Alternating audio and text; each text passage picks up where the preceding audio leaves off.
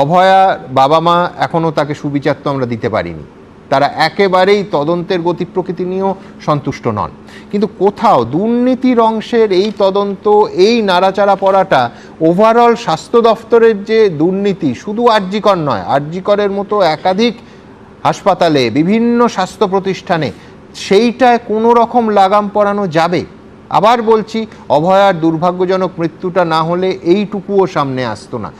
এই যে যে লেডি ডাক্তারকে খুন করা হয়েছিল, ওখানে যে গভীর দুর্নীতি ছিল এবং সেই দুর্নীতি যারা করছিল, যেমন আপনি সাউথ কলকাতা ল কলেজেও দেখেছেন, সেখানে সরাসরি গিয়ে বাধা দেওয়ার দরকার নাই।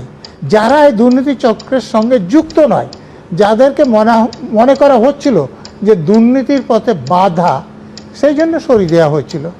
এবং যেহেতু তিনি মহিলা ছিলেন, তাকে রেপ করানো হয়েছিল। যে আমাদের এখানে রেপে একটা স্টিগমা আছে এবং লোক শঙ্কিত হয়ে পড়ে, বিশেষ করে মহিলারা, যে রেপ করে দিয়েছিল। সেই জন্য অতএব সেই হত্যাটাও কিন্তু দুর্নীতির জন্যেই হয়েছিল। খুন, ধর্ষণ আর দুর্নীতি একসঙ্গে হয়েছে। এই দুর্নীতিটা ধামাচাপা দেওয়ার জন্যই তাকে খুন হতে, ধর্ষিতা হতে হয়েছে। এটা বারবার আপনারা সত্যি দেখিয়েছেন। কিন্তু শুধু ভাবো, যে হাসপাতালগুলোতে খুন ধর্ষণ হয়নি সেখানেও দুর্নীতি হলে সাধারণ মানুষ কোথায় যাবে?